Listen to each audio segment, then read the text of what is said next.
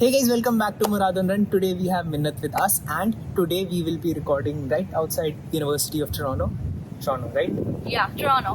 तो University of Toronto अभी भी इतने दिन हो गए बट अभी भी सही से नहीं निकल रहा. Toronto. It's Toronto.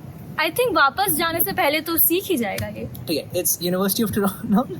It was my dream college, Rotman specifically. And first of all, Minnat, sorry, can you introduce yourself? Hello guys, Namaste. I am Minnat. I am living in Canada since past 3 years and I moved here as a PR. तो अभी मैं यहाँ पे job कर रही हूँ एक financial services की कंपनी है उसमें. एंड या I love my new life in Canada.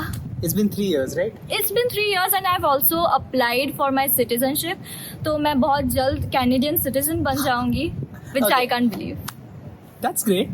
चलो इस वीडियो में let's talk about the things which people ideally do not know about Canada.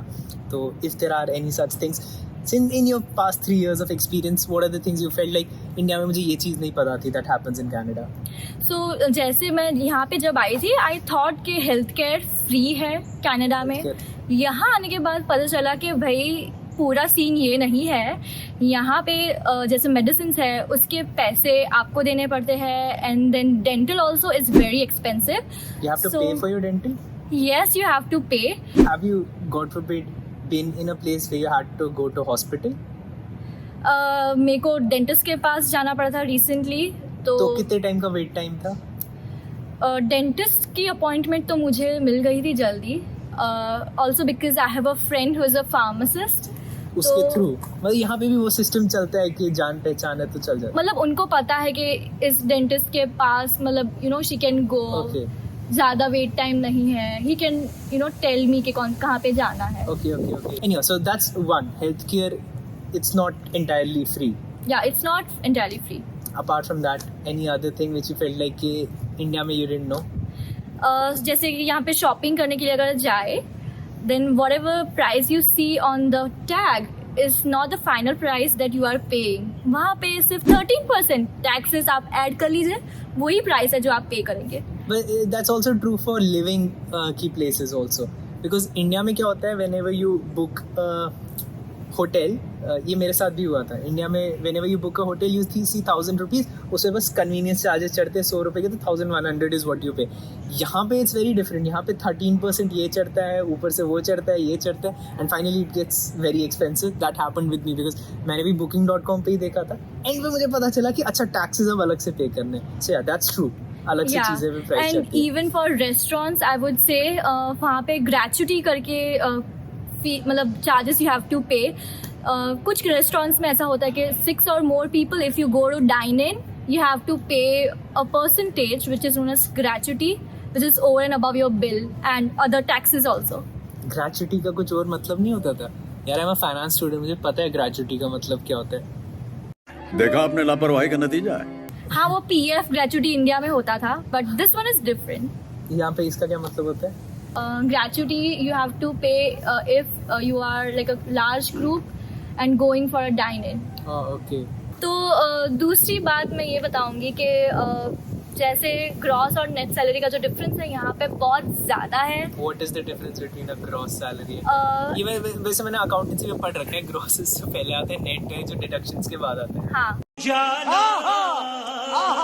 तो यहाँ पे डिडक्शंस होंगे जैसे EI का हो गया, CPP का हो गया, वो all क्या of चीज़ that. है? Canadian pension plan, that is CPP. जो आप रिटायर हो जाओगे उसके बाद गवर्नमेंट आपको देगी. आपकी सैलरी में से जो कटा हुआ पोर्शन है वो आपको वापस मिलेगा. बट नॉन कैनेडियन सिटीजन को भी पे करना है. हाँ, या मतलब आप what यहाँ if- पे वर्क कर रहे हो तो फिर आपको उसमें से डिडक्ट होके ही आएगी सैलरी.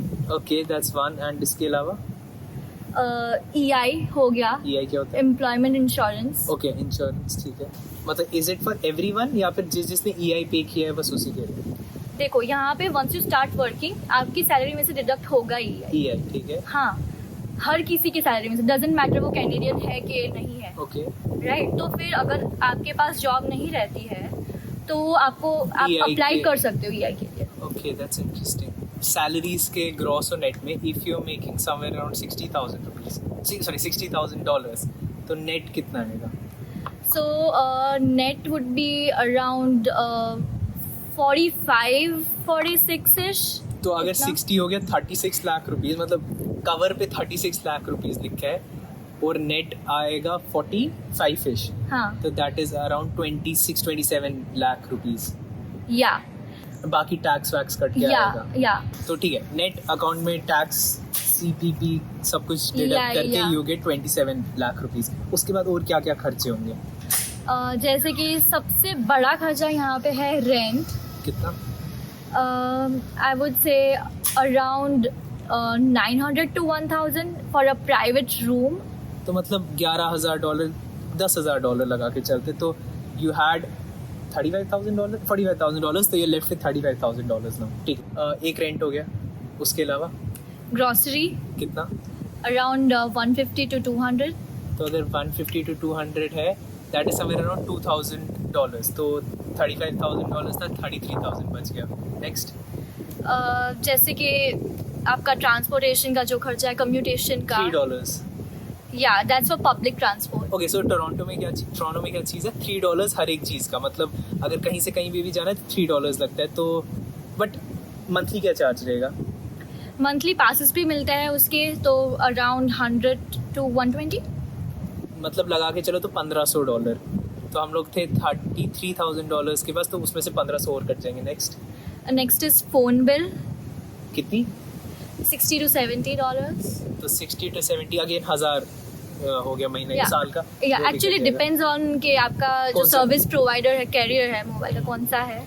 उसके अलावा उसके अलावा आई वुड से इंटरनेट ओके, इंटरनेट का कितना? 50 to 60.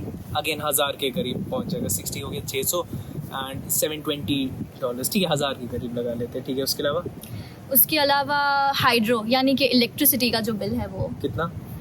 50 to 60 again. ठीक है, तो मान के ये सारा मैथ्स का कैलकुलेशन आ रहा है वो फाइनल बैठेगा। और कोई खर्चा? शॉपिंग, ईटिंग आउट, वो सारा हो जाएगा। So ideally a person would be saving somewhere around $25,000। या तो $25,000 would be around 15 lakh rupees final savings बच जाएगी इंसान के पास। नाइस। तो इसके अलावा what are the other things that you feel like a person should know before coming to Canada? यहाँ पे बैंकिंग फ्री नहीं है. जैसे इंडिया में हमको आदत होती है बैंक अकाउंट ओपन करो और वहाँ पे फंड्स रखो जिस पे इंटरेस्ट मिलेगा. यहाँ पे you have to pay to bank monthly charges to keep your account with them. कितना? How much you pay? Around $200. 12,000 रुपये just to have a bank account. या इससे अच्छा नहीं मैं इंडियन बैंक अकाउंट यहाँ पे यूज कर। इसके अलावा नहीं आता था। यहाँ पे फ़ोन प्लान्स भी बहुत एक्सपेंसिव है इंडिया से. जैसे इंडिया में तो मोस्टली हम लोग सब प्रीपेड यूज़ करते थे. रिचार्ज करा लो. या बहुत महंगा है, बहुत महंगा। यहाँ पे बहुत ज़्यादा एक्सपेंसिव है फ़ोन प्लान्स.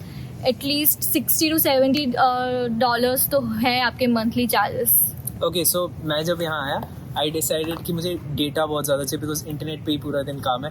तो आई टुक 20 GB. मैंने उसको बोला सबसे बड़ा पैक कौन सा? उसने बोला सर 20 GB का प्रीपेड में सबसे बड़ा पैक है. तो इसे कितना? उसने बोला $80.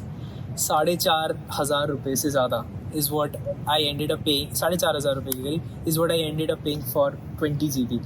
इंडिया में माई pack would not cross 250 rupees for a month. Never. So this is a huge difference. काफ़ी सारी चीज़ें आई फील लाइक यहाँ महंगी है. Any other thing which you feel like बहुत महंगा है? इंश्योरेंस बहुत महंगा है. कार का लो, घर का लो, it's all very expensive. Okay, so insurance कितना अप्रॉक्सीमेटली? सो घर का I would say around 1,200 to 1,200. ये जो हमारे इनकम थी उसमें से अगेन कम हो जाएगा. एंड गाड़ी का? गाड़ी का भी 300 समथिंग. Okay, 300 per month. हाँ, तो Yeah. 300 गाड़ी का तो मुझे भी पता है 300 पर मंथ है. तो दैट्स अगेन 3,500 3,600. काफ़ी एक्सपेंसेस हैं. So is $60,000 a good salary है? I would say aim at higher salary. Obviously, at higher salary. ज़्यादातर मैंने जिनकी भी अच्छी सैलरी सुनी है, बहुत ज़्यादा अच्छी, वो लोग सब IT प्रोफेशनल्स है. What about finance people? Since you're from finance domain, and ये क्वेश्चन मैंने ऑलरेडी पूछ रखे तो मुझे आंसर पता है. What about finance people? So finance, maybe I would say if you have designations like CPA, CFA, all of that, 100,000 would be a good target. मतलब उतनी तो होती है. So CPA, अच्छा CPA versus CFA. Since you are in this thing, CPA ज़्यादा better है या CFA ज़्यादा better है? What do you think? In terms of pay, I would say CFA. CFA? Yeah. Seriously? Yeah. पैसा ही पैसा होगा. अच्छा, if I am a CFA and I wish to come to Canada, how do I apply? Do I apply via jobs or do I first get a PR and then start applying? First get a PR. Directly भी कर सकते हो, लेकिन chances ज़्यादा कि आप PR करके यहाँ आओ तो आपको जॉब मिलेगी. As far as finance field is concern. एक मेजर प्रॉब्लम ये भी है कि PR में I was making my PR application, तो उसमें आई सॉ कि I needed a employer, Canadian employer. तो उसको कोई टैकल करने का तरीका? जैसे कि एक्सप्रेस एंट्री है, एक रूट है, one of the pathways for moving to Canada. उसमें you don't need to have a job before you move here. ओ अच्छा, हाँ. और प्रोविंशियल नॉमिनी प्रोग्राम्स भी है. उसमें भी you do not need someone to sponsor you? उसमें अलग अलग पाथवेज होते हैं PNP में, लेकिन उसमें पॉसिबल है विदाउट हैविंग एन एम्प्लॉयर. एक इंटरेस्टिंग चीज़ मुझे आज पता चली कि honestly I felt like CPAs would be paid higher here, but she's saying CFAs are paid higher, so Well, it totally depends on your experience also, but I have seen, like, if you consider a CPA with a CFA who has similar level of experience, CFA की ज़्यादा है salary. And Indian CA का कुछ recognition यहाँ पे? यहाँ पे अगर आप इंडिया से CA किया है आपने, you just have to give one exam, जो फाइनल एग्जामिनेशन है वो. टफ होता है क्लियर करना, एनी आइडिया? ओह, अगर आपने इंडिया से CA किया है, ये बहुत इजी होगा आपके लिए.